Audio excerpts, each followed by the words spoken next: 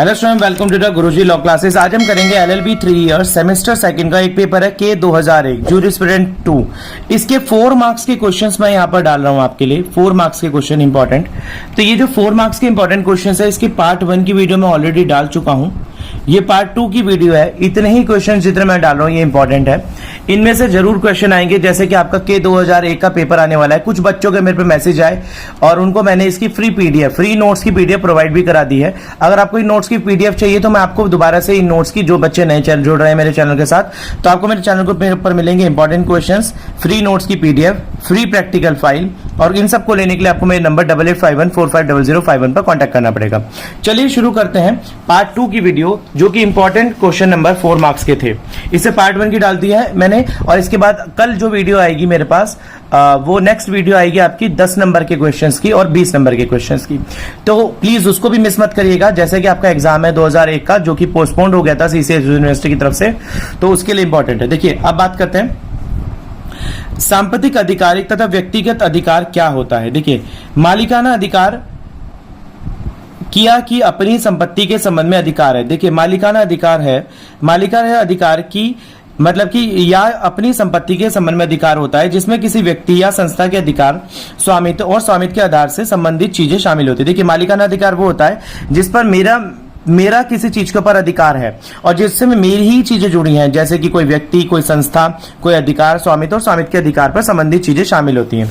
व्यक्तिगत अधिकार संबंधित अधिकार के शरीर से संबंधित है। देखिए, व्यक्तिगत अधिकार क्या है?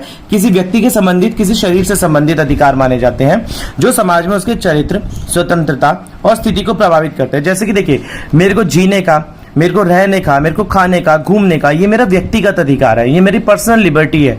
तो मेरे को पूरा अधिकार है घूमने फिरने का, कहीं पर भी जाने का। तो ये मेरा व्यक्तिगत अधिकार होता है।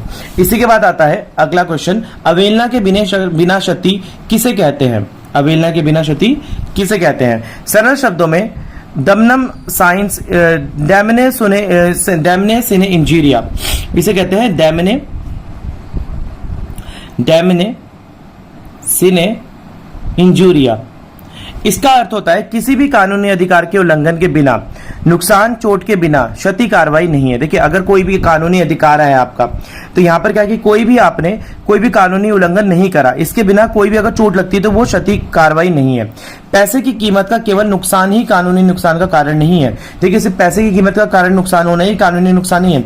ऐसे कई कार्य हैं जो हालांकि कानून की नजर में हानिकारक नहीं है, इसलिए नुकसान पहुंचाने वाले के व्यक्ति के पक्ष में कार्रवाई के अधिकार को जन्म नहीं देते। देखिए, ऐसे कई कार्य हैं जो कि हालांकि कानून की नजर में हानिकारक नहीं होते, इसलिए नुकसान पहुंचाने वाले व्यक्ति के पक्ष में कोई कार्यवाही का एक अधिकार नहीं किया जा सकता। किसी को गलत करता नहीं माना जाए जो केवल अपने कानूनी अधिकारों का लाभ उठाता है, हालांकि उसकी कार्रवाई से दूसरे को नुकसान हो सकता है। देखिए, आप किसी को गलत नहीं कह सकते जो केवल अपने कानूनी अधिकारों का लाभ उठाता है, हालांकि उसकी कार्रवाई से किसी अन्य को कोई नुकसान नहीं हो रहा।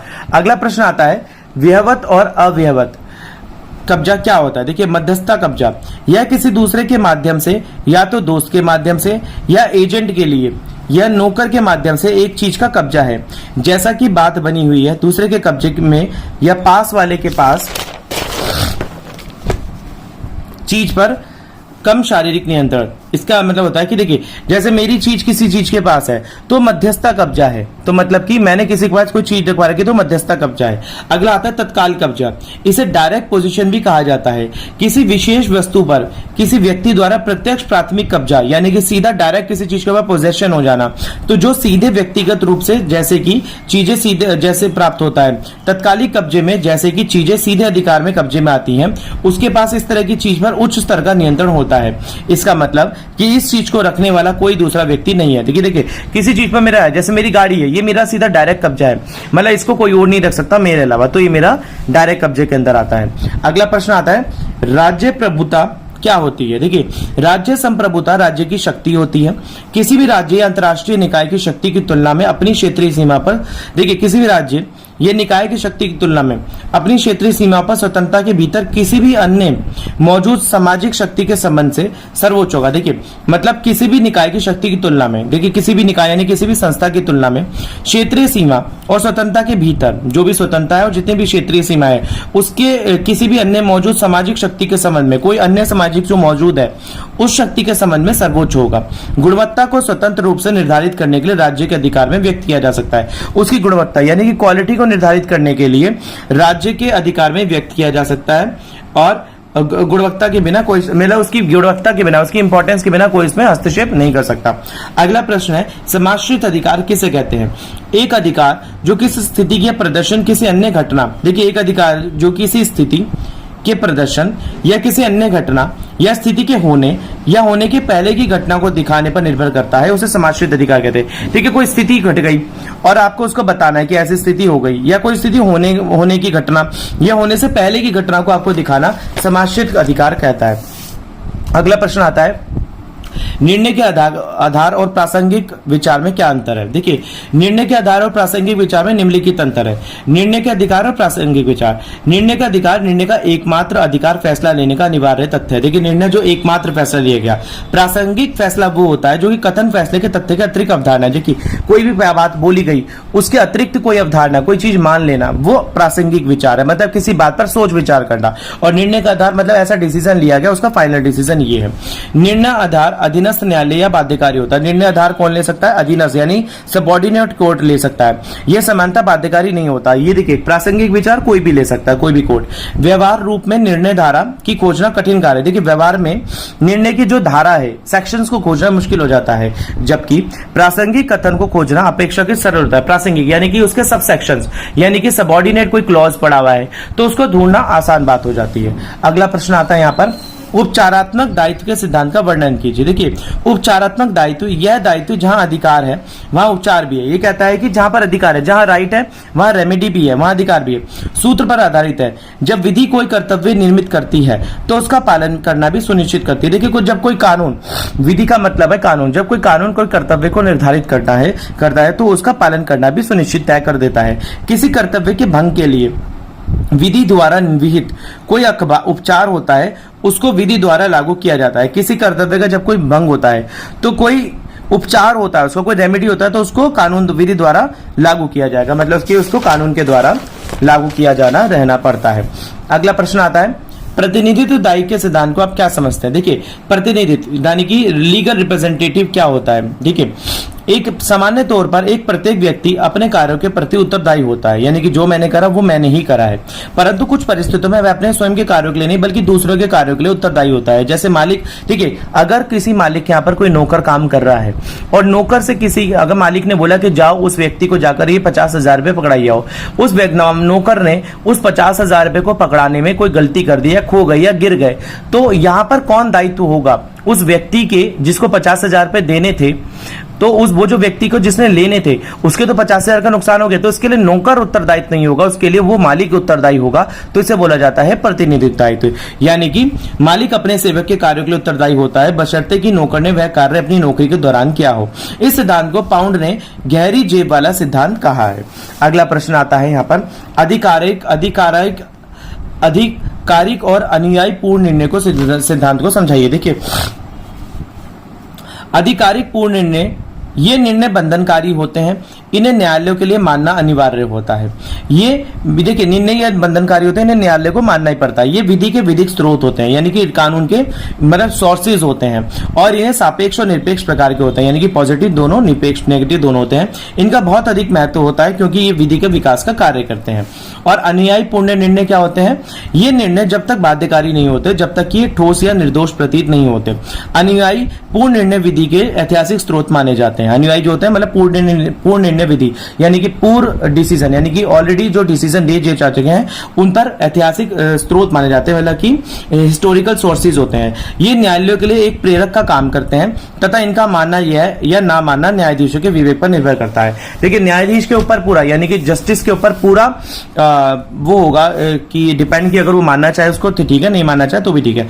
अगला आता है प्रासंगिक विचार की परिभाषा दीजिए। देखिए पीछे भी आ गया तो मतलब ये इंपॉर्टेंट क्वेश्चन है। प्रासंगिक विचार, देखिए कानून की वे घोषणाएं जो निर्णय का आधार का कोई भाग नहीं होती प्रासंगिक कथन कहलाती है। यानी कि निर्णय का आधार का कोई भाग नहीं है, वो प्रासंगिक विचार है और वे बंधनकारी प्रभाव नहीं रखती। स्मरणीय यानी कि याद रखने वाली बात यह है जब न्यायालय अपने तर्क के प्रभाव में किसी इस प्रकार के सिद्धांत को प्रतिपादन करता है, यानी कि न्यायालय अपनी बात पर किसी ऐसे सिद्धांत को बनाता है जिसे वो अपने किसी विनिश्चय के विशेष आधार पर नहीं मानता, जिसे वो अपने किसी निश्चय का एक विशेष आधार नहीं मानता, तो उनके द्वारा किए गए ऐसे प्रतिपादन को प्रासंगिक कथन कहते हैं। तो उनके द्वारा जो भी प्रतिपादन किया गया उस प्रासंगिक कथन को से प्रासंगिक कथन क्या, इसका प्रभाव केवल अनुयायी होता है तथा वे अनुयायात्मक होते हैं। इसका प्रभाव क्या होता है, अनुयायी होता है और वो अनुयायात्मक होते हैं। वेरी गुड, आगे बढ़ते हैं। देखिए दीवानी न्याय प्रशासन एवं आपराधिक न्याय प्रशासन क्या होता है। दीवानी या नागरिक न्याय प्रशासन, इसके अंतर्गत जिन विवादों के निर्णय होते हैं उसके परिणाम दावे में भुगतान का ज्ञाप्ति, ये जिन विवादों के निर्णय होते हैं उसके परिणाम में दावे के भुगतान का ज्ञाप्ति यानी डिक्री या ऋण की वापसी अथवा क्षतिपूर्ति होगी या निषेधाज्ञा होगी। संपत्ति, इसके स्वामित्व को प्रत्यार्पण या प्रत्यास्थापन के रूप में कहा जाता है। अगला प्रश्न आता है आपराधिक न्याय प्रशासन क्या होता है। इसके अंतर्गत दंड विधान द्वारा निषेध किए गए कार्यों का निर्णय होती है। देखिए इसके अंतर्गत जो पेनल लॉ होता है ना, वो द्वारा निषेध किए गए कार्यों का एक निर्णय होती है, जिसमें अर्थदंड मतलब कि फाइन से लेकर मृत्यु दंड तक बताया जाता है। आपराधिक न्याय, देखिए ये तो होता है दीवानी न्याय जो किसी छोटे मोटे मामलों में दिया जाता है, और आपराधिक न्याय होता है जो 2 साल से ज्यादा की जिन पर कैद की सजा लगती है, या जो 2 साल से ज्यादा आईपीसी सेक्शन, ये भारतीय न्याय संहिता के हिसाब से जो 2 साल से ज्यादा की सजाएं लगती हैं उनके लिए हम आपराधिक न्याय विधि का प्रयोग करते हैं। फाइन, मृत्यु वगैरह इन सब के लिए आता है, डेथ सेंटेंस वगैरह तक की बातें यहाँ पर चलती है। विभिन्न प्रकार के दंड होते हैं। कभी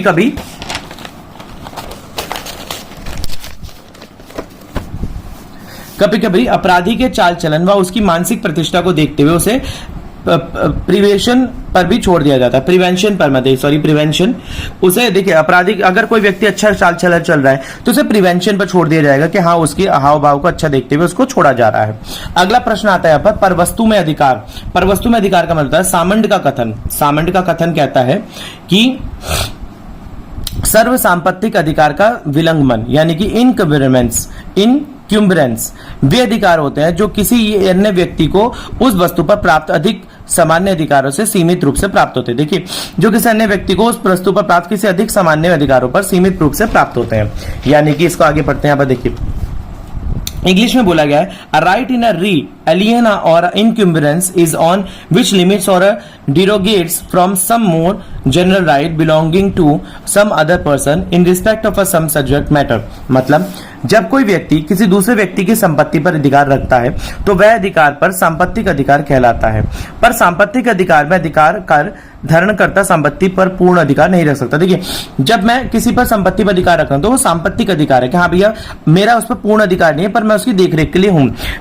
संपत्ति पर पूर्ण स्वामित्व का अधिकार तो किसी दूसरे ही व्यक्ति को निहित होते हैं जिसको वो संपत्ति हस्तांतरित यानी कि ट्रांसफर करी जाती है। पर सांपत्तिक अधिकार को विलंघन भी कहा जाता है। पर संपत्ति यानी कि दूसरे की संपत्ति पर, जो परवस्तु का मतलब होता है पर संपत्ति, परवस्तु का मतलब किसी दूसरे की संपत्ति पर ऐसा अधिकार का होना जिस पर कि मेरा पूर्ण रूप से अधिकार नहीं है। अगला आता है कब्जे का ग्रहण। ग्रहण द्वारा कब्जे का अर्जन यानी कि बाय टेकिंग, जब कोई वस्तु पूर्ववर्ती कब्जाधारी को सहमति के बिना प्राप्त की जाती है। देखिए जब कोई वस्तु किसी पहले से कब्जाधारी व्यक्ति को ऐसे प्राप्त की जाती है तो उस वस्तु के कब्जे में ग्रहण द्वारा अर्जित किया जाता है। देखिए जब कोई वस्तु किसी व्यक्ति को पूर्व कब्जे के हिसाब से दी जाती है तो उसे ग्रहण वर्तन द्वारा आवश्यक दी जाती है। यह आवश्यक नहीं है कि जिस वस्तु को ग्रहण किया गया है वह पहले किसी के कब्जे में रही हो। ऐसा जरूरी नहीं है कि जिस वस्तु को ग्रहण किया गया है वो पहले किसी के कब्जे में रही हो। और वस्तु का ग्रहण अधिकार उचित भी हो सकता है या संदोष भी हो सकता है। जो वस्तु का ग्रहण अधिकार है वो उचित भी है और संदोष भी हो सकता है। अगला प्रश्न आता है अधीनस्थ विधायन से आप क्या समझते हैं। देखिए अधीनस्थ विधायन के पार्ट क्या क्या है। अधीनस्थ विधायन के पार्ट होते हैं उपनिवेशिक विधायन, कार्यपालिका विधायन, न्यायिक विधायन, नगर पालिका विधायन और स्वतः विधायन। आप इनको थोड़ी थोड़ी लाइनों में अपने हिसाब से एक्सप्लेन कर दीजिएगा। अगर ये 4 नंबर के क्वेश्चंस में ही ज्यादातर आता है या इनमें से एक एक क्वेश्चन जो होता है वो 10-10 नंबर के या 20-20 नंबर के क्वेश्चन में दोनों में डिफरेंस पूछ लिया जाएगा, बता दिया जाएगा। अगला प्रश्न आता है प्राकृतिक एवं विधिक व्यक्ति में अंतर स्पष्ट कीजिए। देखिए, प्राकृतिक व्यक्ति एक जीवित मानव व्यक्ति होता है जो सत्य रूप से एक व्यक्ति को होता है। देखिए, जो सिंपल जो एक व्यक्ति होगा जिसमें गर्भावस्था तथा जन्मे शिशु को भी जीवित प्राणी मानकर माना जाता है, यानी कि प्राकृतिक व्यक्ति है जिसमें जान है, प्राण है, सब कुछ है। और विधिक व्यक्ति कोई ऐसा व्यक्ति हो सकता है जो किसी वस्तु हो सकती है, जैसे कि अगर कहीं पर गली के किनारे पर टूटी लगी हुई है नल का, तो उस टूटी को भी आप विधिक व्यक्ति मान के आप उसके ऊपर भी केस कर सकते हैं। तो विधिक व्यक्ति कोई कंपनी भी हो सकती है, कंपनी के अंदर जान प्राण तो होते नहीं है पर उस कंपनी को माना जाता है, जैसे कि आगे जब कंपनी लॉ पढ़ेंगे आप तो उसमें ये चीज बताई जाएगी। तो विधिक व्यक्ति कोई ऐसी वस्तु हो सकती है जो जीवित प्राणी ना होकर परंतु कानून जिसे व्यक्ति मानकर व्यक्तित्व का स्वामित्व बनाता है। अतः विधिक व्यक्ति वास्तविक या काल्पनिक व्यक्ति होता है जिसे विधि का व्यक्तित्व प्रदान करते हैं। वे कानूनी व्यक्ति हैं, वास्तव में उनको कोई शारीरिक अस्तित्व नहीं होता,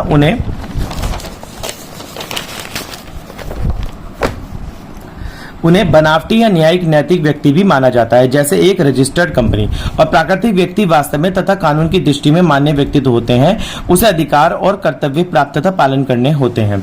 अगला प्रश्न पढ़ते हैं। यहाँ पर अगला प्रश्न आता है ऑस्टिन के संप्रभुता सिद्धांत। दिस इज वेरी इंपॉर्टेंट और ये आपका तो स्टूडेंट ये ऑस्टिन का संप्रभुता सिद्धांत मैं आपको कराऊंगा अगली वीडियो में, क्योंकि ये आपका पूरा का पूरा 10 नंबर का क्वेश्चन है। तो इस वीडियो के अंदर इतना ही, मिलते हैं अगली वीडियो में। अगर आपने मेरे वीडियो चैनल को लाइक शेयर सब्सक्राइब नहीं करा तो प्लीज कर लीजिए और जल्द से जल्द अपने फ्रेंड्स के साथ ये वीडियो को शेयर कर दीजिए ताकि वो जल्दी से जल्दी इस वीडियो का लाभ उठा सके। मिलते हैं अगली वीडियो में, तब तक के लिए धन्यवाद।